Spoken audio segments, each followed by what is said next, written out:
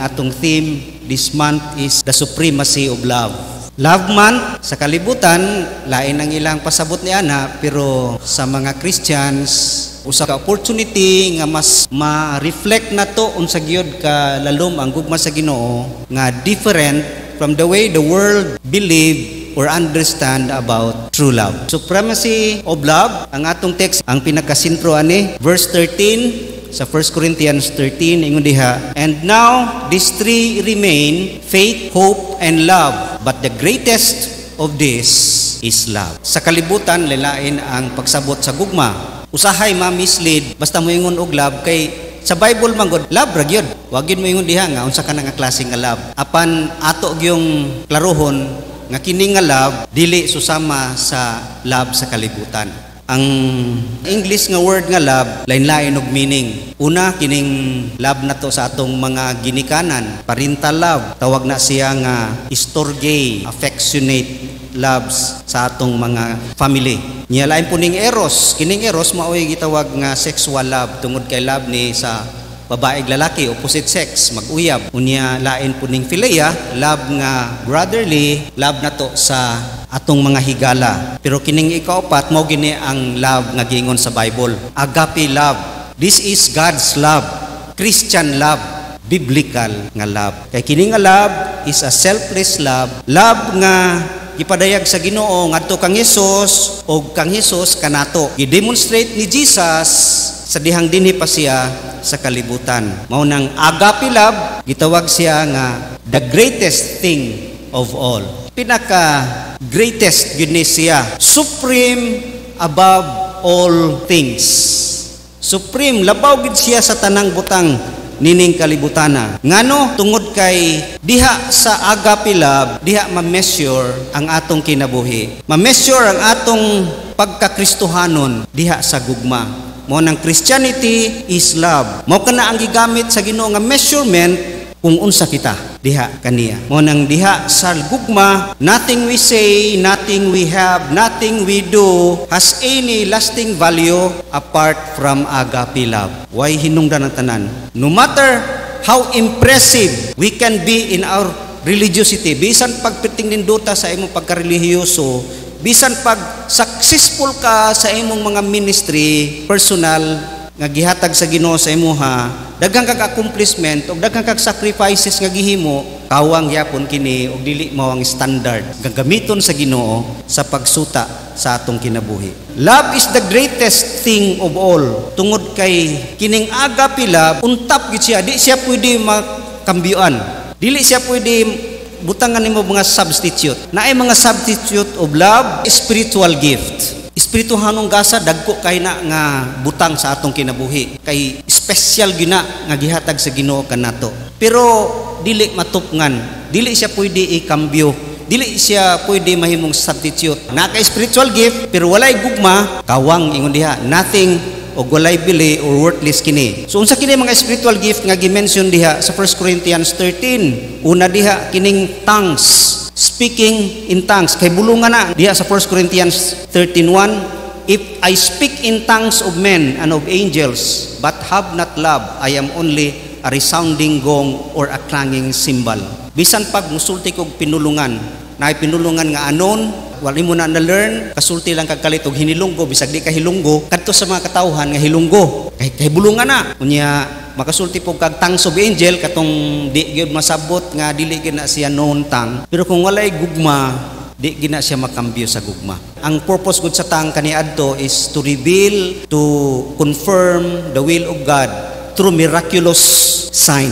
Munang ingon, ang tongue is a manifestation of the Holy Spirit. Diha makita ang balaang espiritu. Pero karong nga panahon na dili na siya applicable tungod kay ang tongue is nahuman na ang iyahang katuyuan. Karon kumplito naman ang Biblia, unya ang the best manifestation of God sa atong kinabuhi is love. Ingon dia, the fruit of the Spirit, Galatians 5:22 is love. Dili tong the work of the Spirit is magic kanang magsayaw-sayaw, kirig-kirig, tongues, dili na. No? Sa tuwa karon, the manifestation of the Holy Spirit is love. Mo nang ang Corinthians, gibadlong ni Paul kay nag-express sila sa ilahang mga gift, nagkaguliang kay selfish kay ilang paggamit sa gift. Nagtanaw bisag walay interpreter, nya magdungan, nagkayagaw gyud, no? Mo nang they are not doing it in love. It could be ang spirit of tongues is a revelation, manifestation of the work of God. It could also be ability to move people,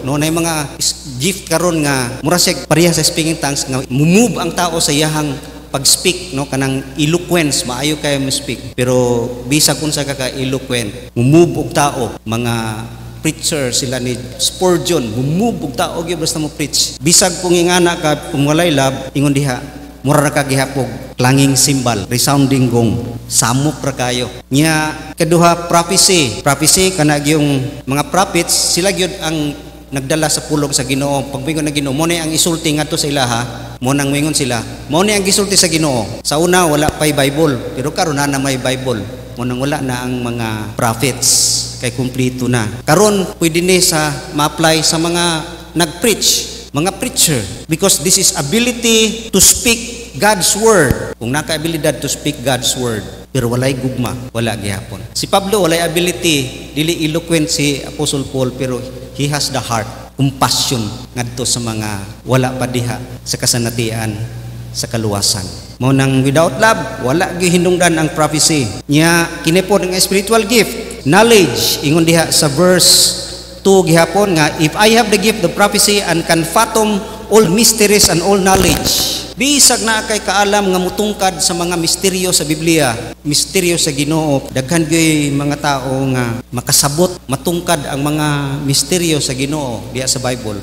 Pero kung way gugma, wala lang gihapon kini kahimuan. Unya kining ika-upat, giving. Ingon diha sa last nga spiritual gift. If I give all I possess to the poor and surrender my body to the flames but have not love, I gain nothing. Bisan pa daw gihatag nimo unsa naa nimo, bisan pag ang imong lawas imong ipasunog as sakripisyo, ipasunog para may imong sakripisyo, pero kung way gugma, wala gihapon kini hinungdan. No, ingana ang gipadayag diha nga di siya pwede mahimong substitute. Kay usahay i-substitute nato ang kining sakripisyo.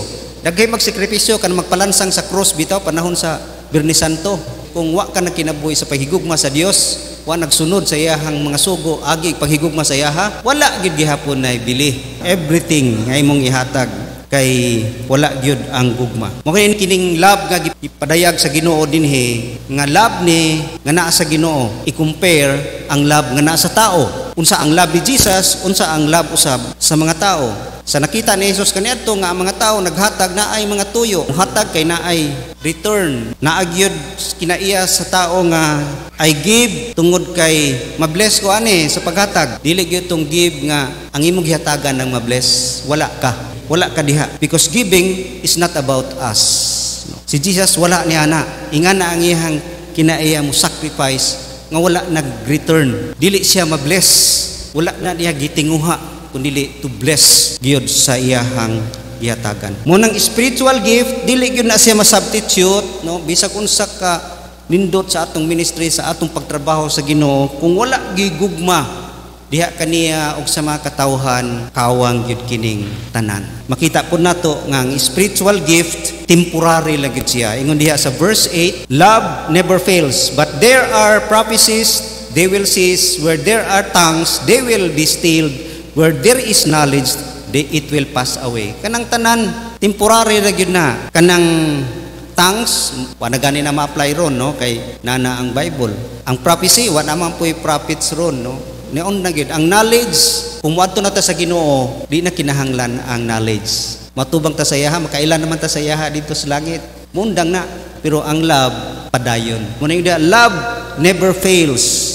Kay dili siya mapakyas o padayon bisan pa ngadto sa ikaduhang kinabuhi. Also, spiritual virtues. Dili pwede i-substitute, di siya kalabaw. Virtues nga importante kaayo sa atong kinabuhi. Unsa kini nga mga virtues? Verse 13, three things remain: faith, hope, and love. Muning tulo ka importante kaayo nga virtues sa usa ka Kristohanon.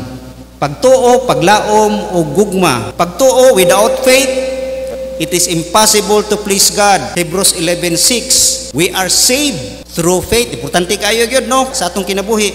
Sa hope pod, mao na atong hope ang salvation. Ang hope nato nga mausab ta, ma-resurrect, mabanhaw kauban kang Hesus. Nagahope ta nga mobalik si Jesus. Importante kayo. Unya ang love mao gyud dili mahuman. Di gid na siya maundang. Ang faith kung moadto na ta sa langit, matubang na ta kang Jesus, di na kinahanglan ang faith. Fulfilled na. Ang hope pod di na kinahanglan kay what we hope for ato namang nasinati. Kinahanglan pa ba ang hope? No mo nang ingon diha sa Romans 8:4 nga who hopes for what he already has. Ngano mag-hope pa maka nana man na sa imuha. Mo nang ang love gyud ang mulahutay sa tanan. Love never fails. Continue siya hangtod yun sa katapusan. Mao na ang love, dili siya pwede makambyo. Supreme yun siya, labaw yun siya, agape love. Labaw sa spiritual gift, labaw siya sa atong mga spiritual virtues. Ikaduha, nganong supreme ang love, tungod kay when perfection comes, the imperfect disappears. Muna yung nato ganiha, pag atubang nata sa Ginoo, perfect naman ta, di na kinahanglan ang faith ug hope, ang love na, ang mabilin na lang. Sunod ang itawag ni nga the substance of love. Nganong supreme gid siya, dili lamang kay di siya pwede kambyuhan sa ubang butang sa atong kinabuhi, kundi dili usab supreme siya tungod sa quality sa iyahang substance. Kini nga love god, lahi nga love, ang iyang kalidad, ang iyahang karakter, lahi kaysa kalibutan nga gugma, lahi sa eros, sa philia o sa storge. Muna siya excellent from any other love, labi na compare sa human love. Munang makita nato di unsay kalahian sa love nga gipadayag ni Jesus. Kay kini nga love gipadayag ni Jesus ngani kanato katong dinhi pa siya sa kalibutan. Mao kani gitawag siya nga mao'y measurement sa atong pagkinabuhi kay diha man basihan sa atong gugma kung unsa ta mahigugma pareha kang Ginoong Hesukristo.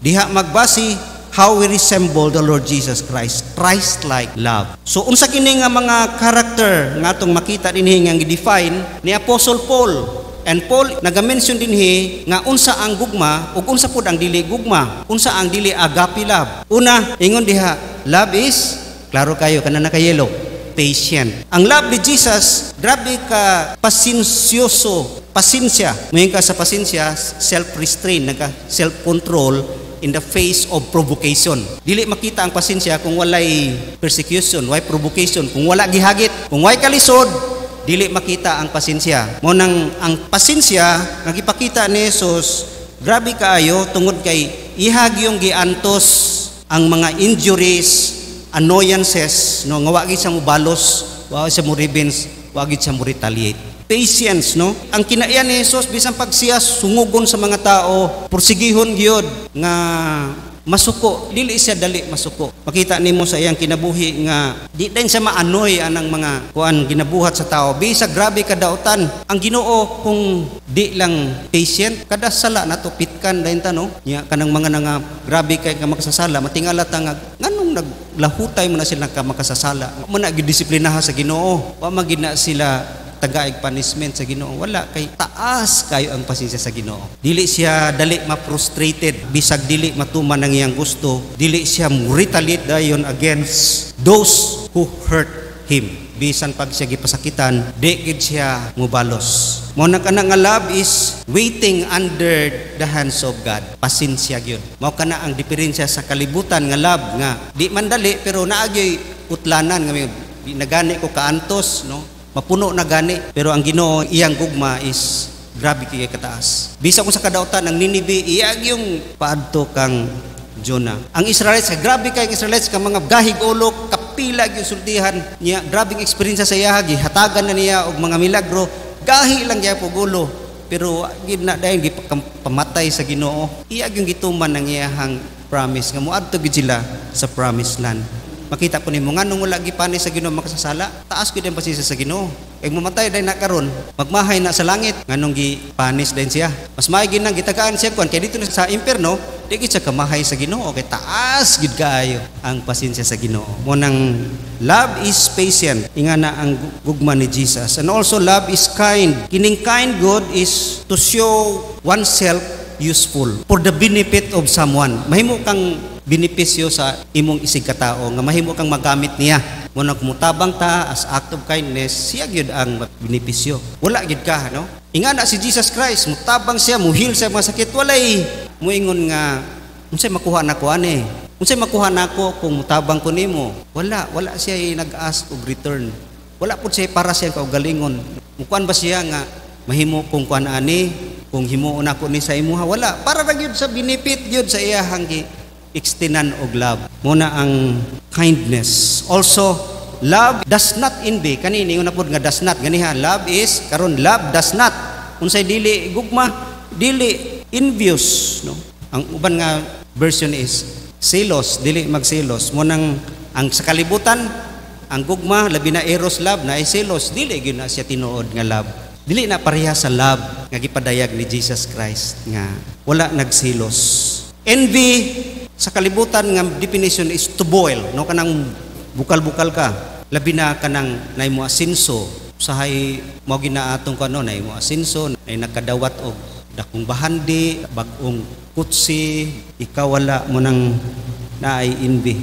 Murag nasubo ka. Imbis malipay ka sa iyahang kalampusan, ngay nga na si Jesus, no, malipay sa kalampusan gyud sa mga iyahang mga katawhan. Ang envy is all about you. Self-focus siya sa self. Mo nang ang silos, nganong nay nga na ka kay it's all about you. Ikaw nasubo na alkansi mo nang nakuan ka nganong wala pud ka ato. Ang mahitabo, di na kaganahan atong tawhana. Dislike na. That is envy. Envy is when we only want to benefit ourselves at the expense of others. Also, ang love ni Jesus, dili boasting. Wala siya nag-boast sa iyahang milagro, sa iyahang gift, sa iyahang achievement, sa iyahang possessions. Wala siya nag-announce, anak. Nayusa ka bata nga, pagkamatay siyang lolo, daghay nagtestimonyo. Pinagi siyang lolo, na mentor sila, natabangan sila.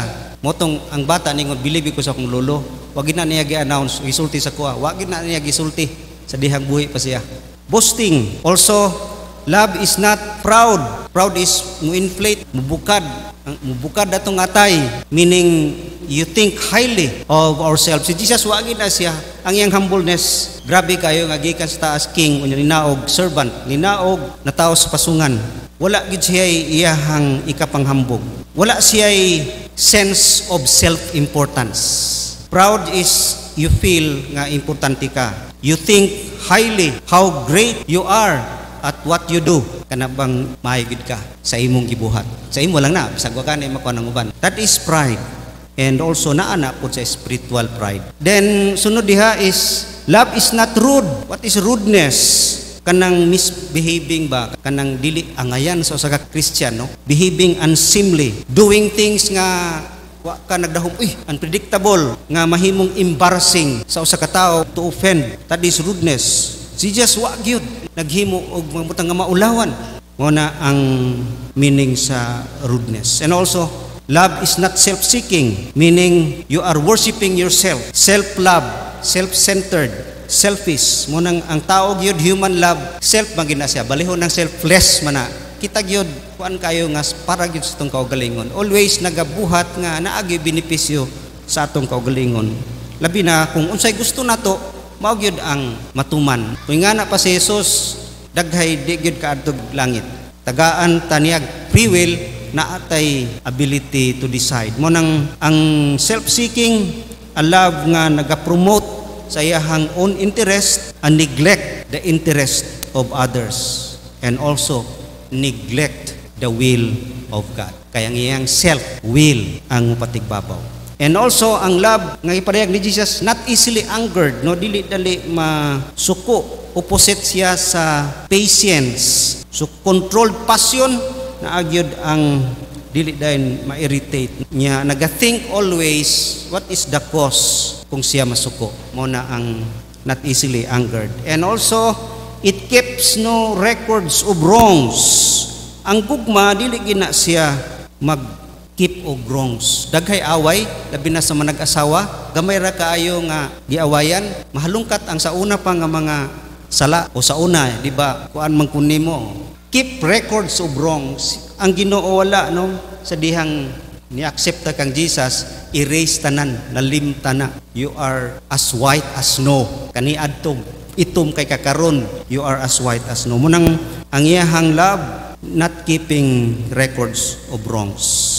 Naga-forgive. Niya ang iyahang love does not delight in evil. Dili gid malipay sa dautan. Daghan ang mga tao nga naghimo og maayo pero malipay pud sa dautan. Ang tinod nga gugma dili gina malipay sa dautan. Kung ang atong anak madaot ang iyang kinabuhi tungod sa gipasagda nato, di nato gusto bunalan kay nahigugma lagi ta maluoy, naga-delight nun ta sa evil kay di na maayo, makadaot na kaniya. Ngunang ang tinod nga gugma musulti gyud na bisan pag imong friend, musulti gyud na bisan pag maguba inyong relasyon. Mao gina ang love nga giingon sa Biblia, nga gipadayag ni Jesus.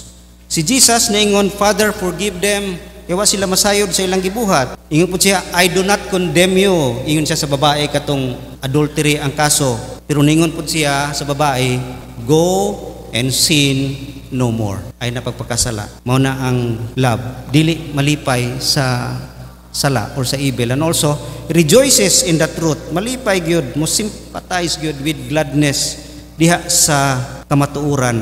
Kung kita nag-delight sa evil, nag-set apart ta sa truth, o gula ta na joy na sa truth. No, mo nang ingon diha, rejoices in the truth.